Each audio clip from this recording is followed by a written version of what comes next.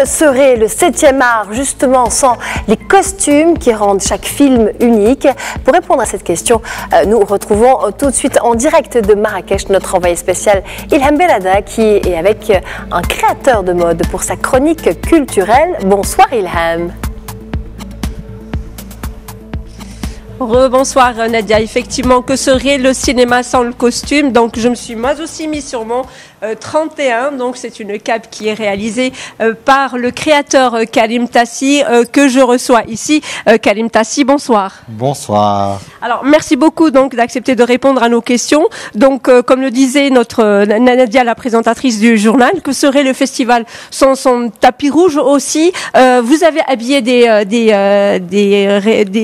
des actrices, mais aussi des comédiens. Quels sont un peu ces artistes que vous avez habillés pour cette 17e édition? Ah ben voilà, alors invité à partager ce moment intense à Marrakech, on a habillé un réalisateur, Mohamed Karrat, on a habillé une actrice qui a eu le rôle principal, Kenza Salahdine, dans le film Jalali Farhati. On a habillé une comédienne tunisienne, Abir. Et voilà, on va continuer jusqu'à la fin. Et vous avez oublié Yousra, l'actrice égyptienne. Alors, quand vous voyez un peu donc le cinéma marocain, est-ce que vous trouvez qu'il rend hommage aussi à cette création marocaine, vous qui êtes un créateur et que vous avez mis à l'ordre du jour, et ce depuis 20 ans quand même, la tradition dans la modernité? Je pense que de toute façon, d'une part et de l'autre, les deux évoluent. Donc la mode, elle fait son chemin et le cinéma aussi. Et c'est vrai que ce sont deux lignes qui arrivent à se rejoindre à un moment donné, puisque de toute façon, à l'écran, on a toujours besoin de mettre en valeur les comédiens d'aujourd'hui, de demain.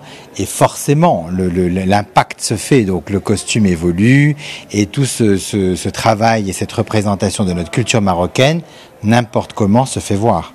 Alors, Karim Tassi, donc vous êtes créateur, vous venez de rentrer de Dakhla, puisqu'il y a eu le Festival international de la mode africaine. Comment vous avez vécu donc cette rencontre, et qu'est-ce que vous pouvez nous dire aujourd'hui sur la tendance africaine de la mode et de la couture? Écoutez, moi j'ai assisté aux premières éditions du FIMA quand j'étais à Paris, qui a été fondé par Al-Fadi au Niger, et effectivement cette mode africaine aujourd'hui, c'est-à-dire que toute l'Afrique est sous les feux, tout le monde est intéressé par cette culture, par cette manière de s'habiller, ces tissus africains, et du nord au sud, on est en plein succès en ce moment. Donc beaucoup d'intérêt pour cette mode et cette culture. Alors, quelle est un peu la tendance? Vous me parliez tout à l'heure donc des tissus ethniques, de la qualité de ces tissus, mais aussi de ce jeu entre le moderne, mais aussi l'ancien. Quelles sont un peu les tendances aujourd'hui de cette mode? Je crois que ce qu'il faut retenir, c'est la notion de voyage. Aujourd'hui, les gens ont besoin de voyager, et effectivement, devant cette conformité où tout s'unifie, où tout s'uniformise, on a besoin de retrouver des images, des souvenirs. Et effectivement, les gens recherchent des pièces qui peuvent rappeler leur enfance ou leur histoire.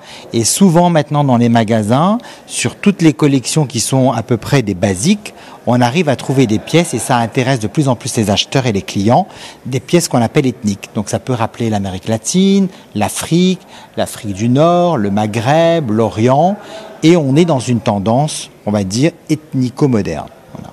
Alors, juste une dernière question, Karim Tassi. Alors, en mars 1999, vous faisiez votre première exposition, et c'était à l'Institut du monde arabe à Paris. Donc, on va dire, allez, vous attendez. Les 20 ans, c'est bien, ça, voilà, c'est demain.